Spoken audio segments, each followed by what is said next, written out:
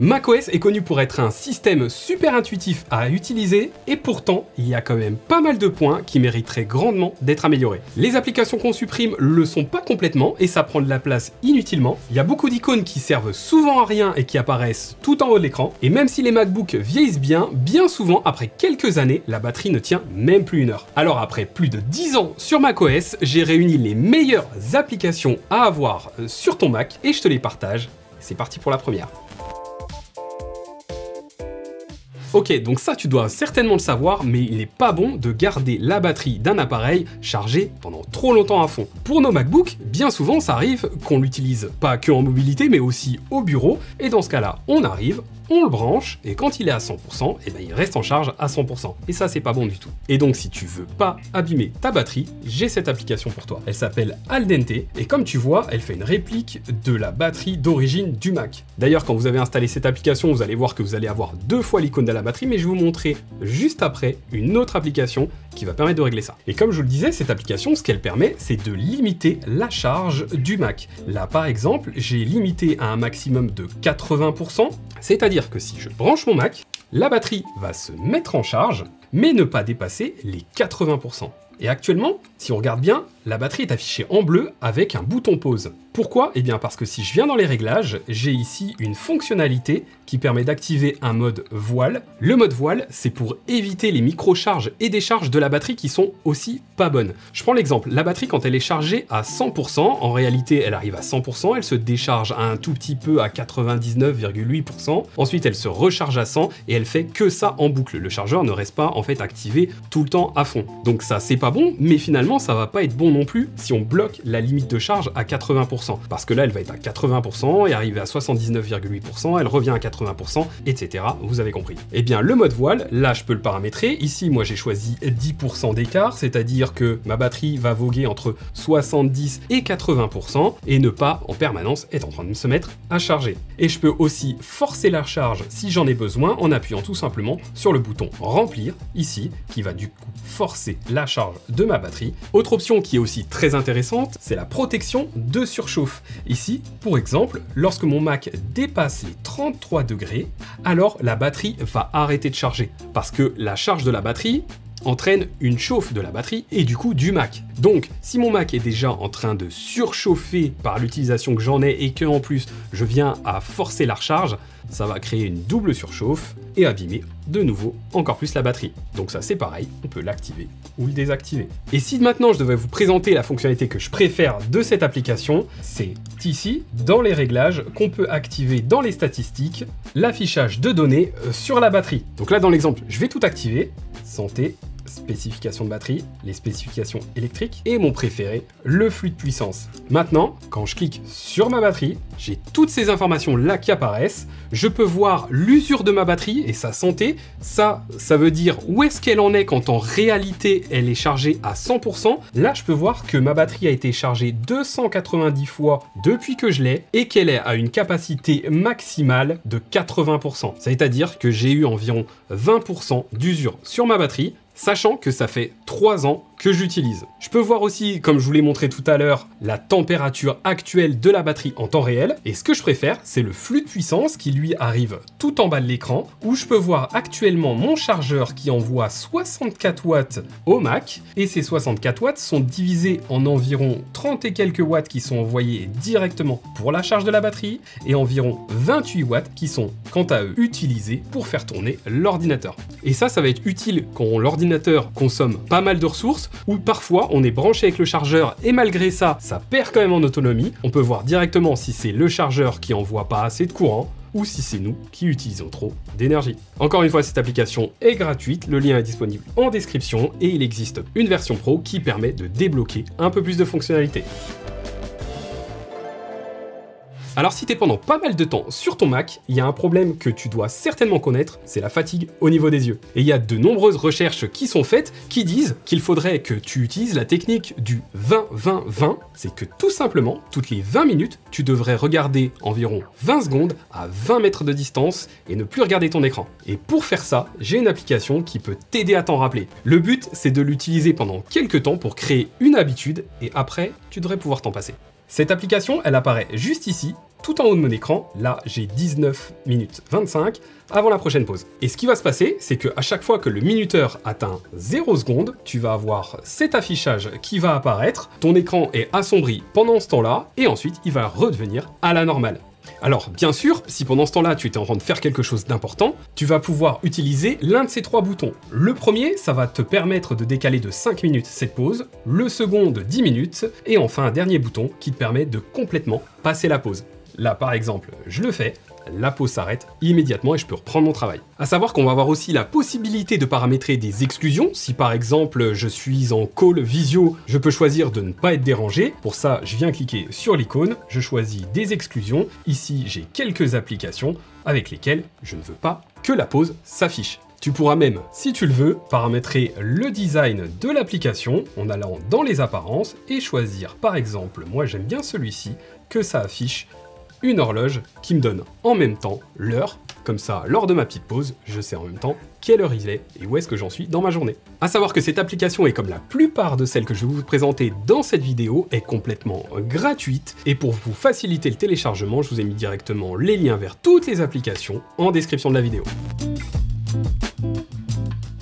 Quand on veut déplacer des éléments sur son Mac, il arrive que parfois on ait besoin de faire beaucoup de clics inutilement. Je prends cet exemple. Ici, j'ai des images qui sont dans mon dossier récent, juste là, et j'en ai aussi certaines qui sont sur mon bureau. Là, si jamais je voulais déplacer tout ça dans mes documents, je devrais faire plusieurs clics. Le premier, ça serait de sélectionner tout ça, puis éventuellement le copier ou le couper pour venir le glisser dans les documents et répéter la même action en prenant ça pour le remettre dans les documents. Là, ce serait 2 déplacements, mais on peut imaginer ça avec des choses beaucoup plus complexes et beaucoup plus de dossiers. Maintenant, je vais vous montrer un petit tour de magie. Là, je peux sélectionner les images que je veux et tout simplement les prendre et secouer ma souris. Ça fait apparaître ça juste ici. Je peux donc glisser ces images dans ce petit dossier, que je peux bouger où je veux, puis ajouter d'autres images, les glisser aussi, et j'ai maintenant toutes ces images qui sont prêtes à être déplacées où je le souhaite. J'ai plus qu'à ouvrir mon autre dossier, reprendre éventuellement toutes ces images et les lâcher pour les déplacer. Alors ça c'est pratique, mais avec cette application qui s'appelle Dropover, on peut faire encore d'autres choses. Par exemple ici, je reprends les mêmes photos, je pourrais de la même manière les sélectionner, ou bien sélectionner par exemple que ces 2 photos-là, les secouer, les mettre ici dans mon Dropover, et là j'ai 3 petits points qui font apparaître d'autres fonctionnalités, comme par exemple de pouvoir partager ces images très rapidement par AirDrop, message, ou les ajouter dans l'application photo, etc. Et ça, on peut d'ailleurs même le faire avec un petit raccourci. Quand on secoue, on a ce petit éclair qui apparaît. Si je viens dessus, j'ai directement des raccourcis pour par exemple envoyer mes photos par AirDrop. Je pourrais aussi très bien vouloir créer un fichier zip avec ces photos. À ce moment-là, j'appuie de nouveau sur les 3 petits points. Je peux faire des actions et créer un fichier zip, voire même un PDF, ou simplement compresser ou changer la taille de ces photos. Et enfin, dernière fonctionnalité que je trouve intéressante avec Dropover, c'est lorsque j'ai une image ici avec un texte dont je suis sûr que vous aurez la ref. Vous savez, moi je crois pas qu'il y ait de bonnes ou de mauvaises situations. On peut avoir besoin de copier-coller ce texte, et bien là, avec Dropover, je sélectionne, je secoue comme d'habitude, je relâche et en appuyant sur les 3 petits points, dans mes actions, la possibilité d'extraire le texte. Je le copie dans le presse-papier, et voilà, si maintenant je veux l'ajouter dans une note, j'ai plus qu'à le coller, et on le voit, la mise en page est gardée exactement de la même manière. Encore une fois, Dropover est une application gratuite avec quelques options payantes si vous le souhaitez. Il peut arriver que vous soyez en extérieur et que vous voyez des choses intéressantes à regarder et que vous n'ayez pas la possibilité de regarder à l'instant T, mais vous voulez que ça vous rappelle de le regarder en arrivant chez vous. Alors ce que vous allez faire, c'est que vous allez par exemple copier le lien que vous vouliez regarder, puis aller dans un rappel, le coller et choisir une heure à peu près à laquelle vous allez arriver chez vous. C'est honnêtement pas très fiable et généralement ça va vous le rappeler à une heure qui est complètement aléatoire et vous n'êtes pas dispo. Mais maintenant, je vais vous présenter une application qui va vous permettre de automatiquement ouvrir une page internet au moment où vous allez ouvrir votre Mac. Cette application, elle s'appelle HyperDuck. Spoiler, elle est gratuite. Et lorsque vous allez vouloir vous rappeler de quelque chose, vous allez tout simplement appuyer sur le bouton de partage, puis choisir envoyer au Mac. À ce moment-là, plus rien à faire, que votre Mac soit juste à côté ou pas du tout, qu'il soit même allumé ou pas, lorsque vous allez arriver chez vous, l'allumer ou le déverrouiller, automatiquement, comme par magie, la page que vous aviez partagée va s'ouvrir. J'ai clairement rien trouvé de plus rapide. Il existe certes AirDrop qui permet de s'envoyer un lien de l'iPhone au Mac, mais ça ne fonctionne pas si le Mac est éteint, et bien souvent, même le Mac allumé, ça a un peu de mal, donc HyperDuck, je n'ai jamais eu de souci. Et petit bonus, si vous voulez que le bouton ajouter au Mac arrive tout en haut de la liste d'actions, il suffit d'appuyer sur le bouton du partage, puis venir tout en bas, modifier les actions,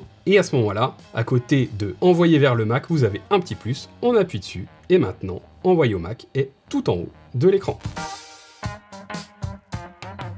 Et au milieu de toutes ces applications, il y a une suite d'applications qui devrait vous plaire si vous êtes entrepreneur, mais qui peut aussi vous intéresser en tant que particulier. C'est le logiciel de gestion Odoo qui a une suite d'applications qui permet de gérer son activité de A à Z. Alors ça va de la gestion de projet à la signature de documents, en passant par la création d'un site internet, l'inventaire de produits ou la création de factures. Vous pouvez tout faire. L'idéal ici, c'est que tout est centralisé sur un seul et même outil et qu'on n'a pas besoin de jongler avec 15 outils différents. Alors ça vous évite pas mal d'erreurs parce que les applications Odoo sont connectées les unes aux autres, parce que comme elles communiquent entre elles, vous n'avez pas besoin de tout ressaisir à chaque fois. Par exemple ici, si j'ajoute un nouveau client pour une facture, je le retrouverai automatiquement si j'ai un document à lui faire signer. Et en plus, par exemple, à chaque commande passée sur ma boutique en ligne, le stock se met à jour instantanément. Je vais donc avoir automatiquement un article en moins dans mon inventaire. Ah oui, et j'ai oublié le plus important, vous pouvez utiliser une de ces applications 100% gratuit à vie avec le support et l'hébergement en illimité. Et si vous voulez, vous pouvez toutes les utiliser sans limite à partir de 19,90 € par mois.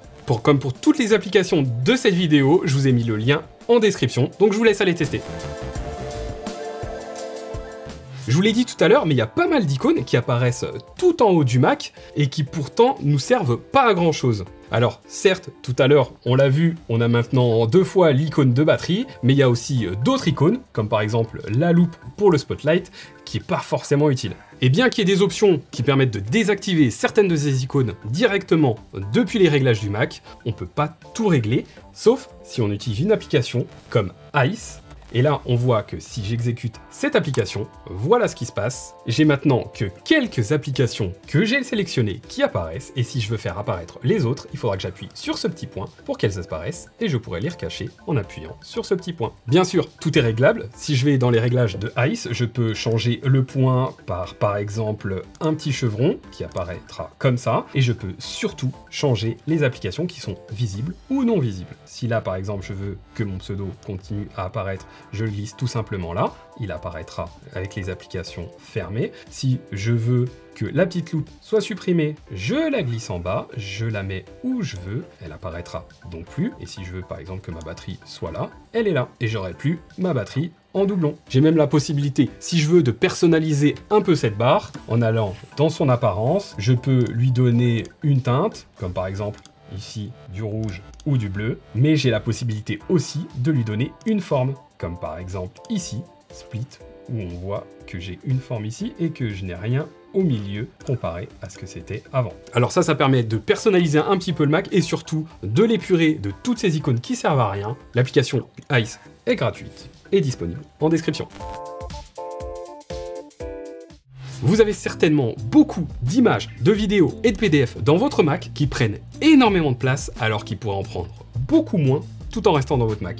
Et comment? Eh bien en compressant ces fichiers sans perdre en qualité. Pour ça, j'utilise l'application Clop. Une fois qu'elle est lancée, il n'y a pas grand chose qui apparaît et ça va surtout se passer quand on va utiliser un fichier. Par exemple, ici, j'ai la photo de ce chien qui fait actuellement 376 kg.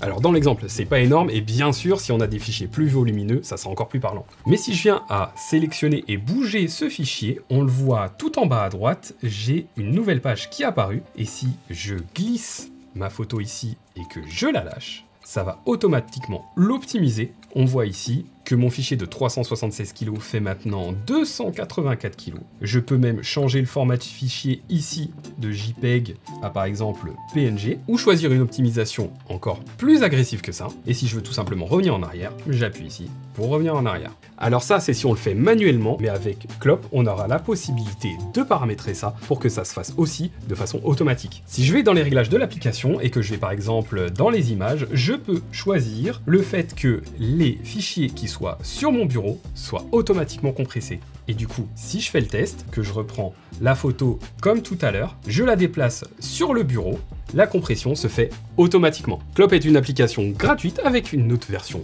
pro payante si vous voulez débloquer plus de fonctionnalités. De plus en plus dans le milieu professionnel, à la place des appels téléphoniques, on fait bien souvent des appels visio. Alors ça marche aussi avec la famille, et bien souvent avant de lancer la caméra dans un Google Meet ou dans un Zoom, on a envie de voir ce que ça va donner. Donc là, généralement, ce qu'on va faire, c'est qu'on va lancer l'application Photobooth, par exemple, pour voir ce que ça donne, et ensuite, on a le retour. Mais il y a plus rapide que ça. Là, on le voit que j'ai l'icône de l'application End Mirror, et lorsque je viens cliquer dessus, j'ai automatiquement ma webcam qui se lance. Et là, c'est super rapide. Je clique, j'ai plus de webcam, je clique, la webcam est activée. Et là, j'ai choisi un petit aperçu, mais si je viens appuyer sur les petits points juste là, et que je vais dans les réglages, j'ai possibilité de choisir l'icône qui apparaît juste en haut, et de choisir la taille du pop-over, c'est-à-dire de l'image qui apparaît juste là. Ça, c'est pour ce qui est de la version gratuite de Endover, mais dans la version Plus, on a la possibilité aussi d'ajouter des masques ou bien faire en sorte que la webcam apparaisse via l'encoche du Mac, aussi activer des réactions comme c'est le cas sur iPhone ou sur macOS dans une conversation FaceTime, ou bien directement tester le micro en plus du retour de la caméra. Si vous avez l'habitude de faire des captures d'écran sur Mac, vous devez le savoir, on ne peut pas faire beaucoup plus de choses que de faire tout simplement une capture d'écran. Là, si je viens faire une capture d'écran de cette page, j'ai ma capture d'écran qui apparaît là, et en fait, finalement, je ne peux pas en faire grand-chose. Alors certes, je peux utiliser le bouton ici pour faire quelques écritures, mettre quelques formes, etc.